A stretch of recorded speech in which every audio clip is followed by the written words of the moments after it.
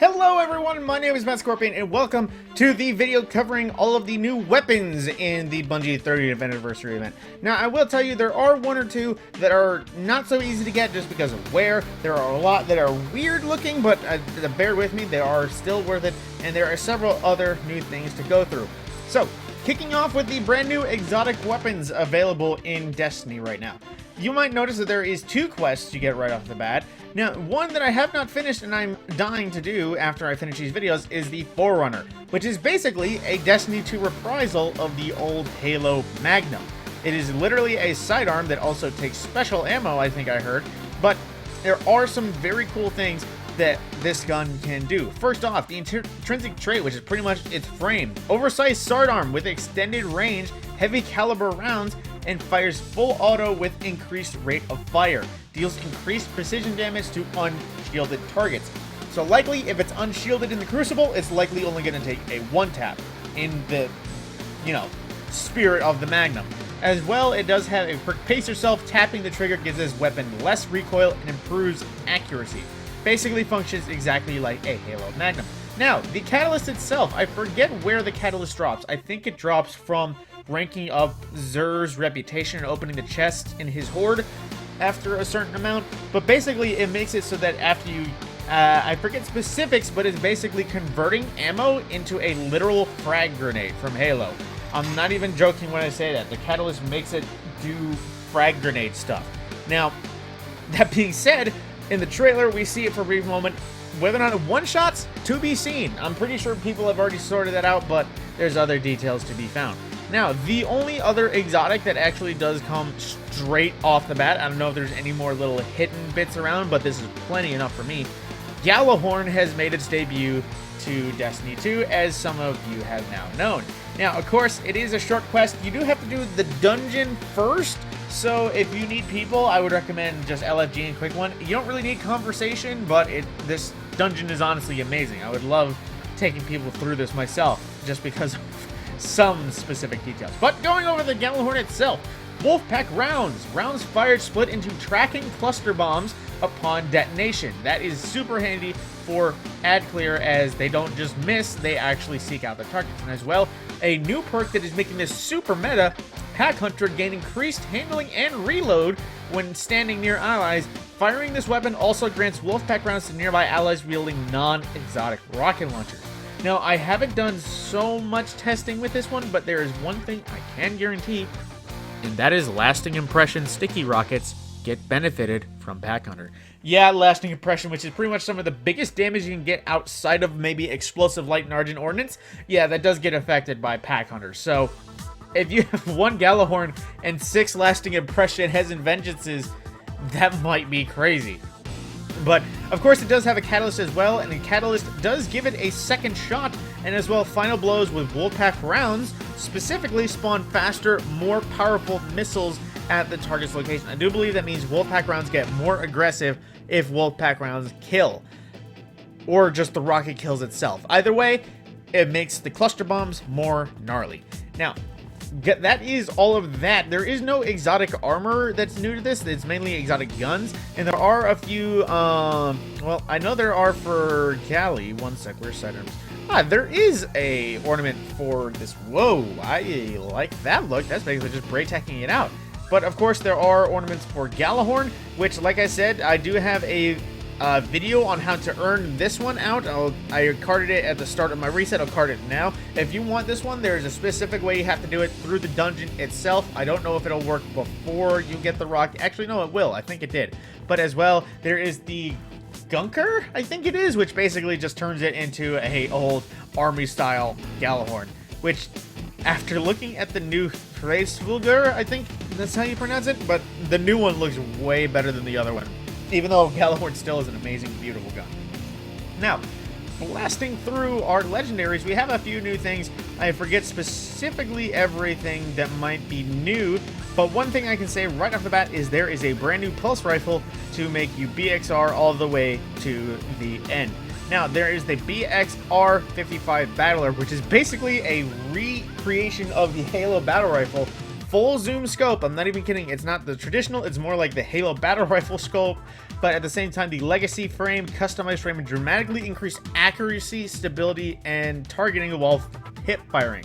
Basically, you can hip fire this thing for days and you won't feel many ill effects. Now, as well, hand cannons, like I said, there is a returning beast in the Crucible that is IS Luna. Now, this is a new adaptive frame that has actually been reprised as a stasis hand cannon, surprisingly enough, but there are plenty of good rolls that can drop. I know there is rangefinder kill clip, I've seen rapid hit kill clip. There are a bunch of good rolls that this thing can have. I have a pretty decent one on me right now that perpetual motion headstone that is actually pretty dang handy. Now, there is, let's see, there's plenty more to go through. Let's see, handy cannons, machine guns, sidearms. I think that's it for those. But special weapons, you'll see a few new ones, as there is a new shotgun called the Wastelander M5. Now, a lot of people saw this and thought chaperone ornament, but no, it's its own unique shotgun that is a lightweight frame. And being a lightweight frame, that means better handling, move faster when this weapon is equipped. Although it does suffer from the lack of possibly consistent one-shot headshot, there are several rolls with this one that are going to be needy.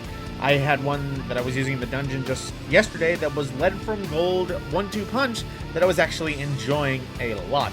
Plus, it has a reticle that a lot of people might prefer over the standard shotgun. So I might see a drop in a lot of the 7 Seraphs using. But of course, grenade launchers as well. There is a new lightweight frame, and that is Pardon Our Dust. This one can roll with blinding nades, and it has plenty of other handy rolls that you can go for as well. This is another good one. It might not be better than salvagers in a lot of people's eyes, but it is a kinetic. It's blinding. It might be able to replace the ignition code in case you don't like that for whatever reasons. Now, sniper rifles as well. There is an old favorite returning from Destiny 1, and that is, of course, 1,000-yard stare.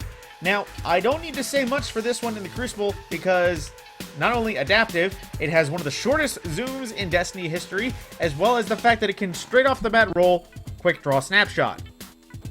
Need I say more for you Crucible folks? But there are a few decent other rolls as well. This is one that comes to mind, and this one might be hard to proc, but I think it's definitely worth it. Final blows with this weapon grant bonus damage.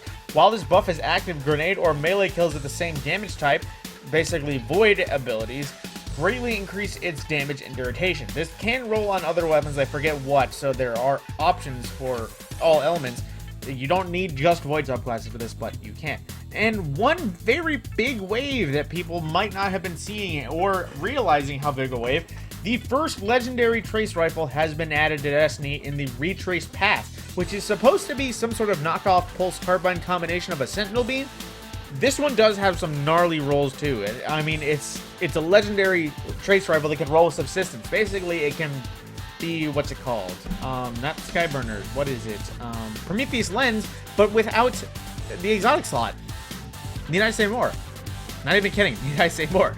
But at the same time, we have a few more things. Like I said, there is a new sword available. The Have of Truths, which is basically the Halo energy sword brought back to Destiny. Now, as well, there are a few things that make it a literal prizle, as an eager edge, gain increased sword lunge distance immediately after switching to the weapon.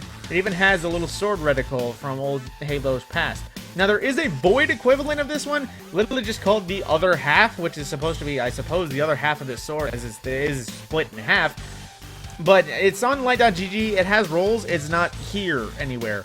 So it's hard to verify if that even actually exists or it's just a meme. But another sword that is new, the Hero of Ages, a sword based on Bungie's old game Myth, which is basically a giant claymore, but a vortex frame, not a bonk aggressive frame like Crown Splitter, excuse me. Now, it is vortex in arc form, so it's the first of its kind in that essence, but this one is a gnarly one because of other reasons. Of course, Jagged Edge can drop, which is the most damage, but there are weirdly cool things like Demolitionist on this and Chain Reaction. Yeah, Chain Reaction on a not Soulless Scar. So, there is definitely some shenanigans that can be happening with that. Now, I don't think there's anything else elsewhere. I don't think there's any new legendary stuffs elsewhere.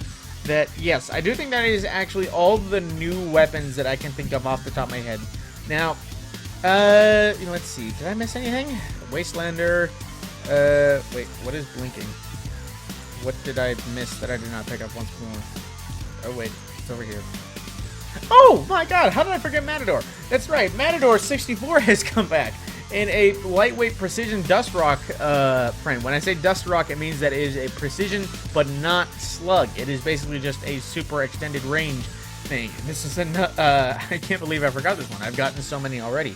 Yeah, so Matador 64, an old favorite, Destiny 1 shotgun is back as well. And going off the top of my head, I think that is finally everything. There's a ton of old weapons from Bungie's past, both in the Halo and other details. But aside from that, that is a good majority of the new weapons available for your shooting pleasure in Destiny 2, available with the 30th anniversary event. Open right now to all players of Destiny 2, but of course you do need to buy the pack if you want some more things. Now, that being said, my name is Matt Scorpion, and I will see you in the next video.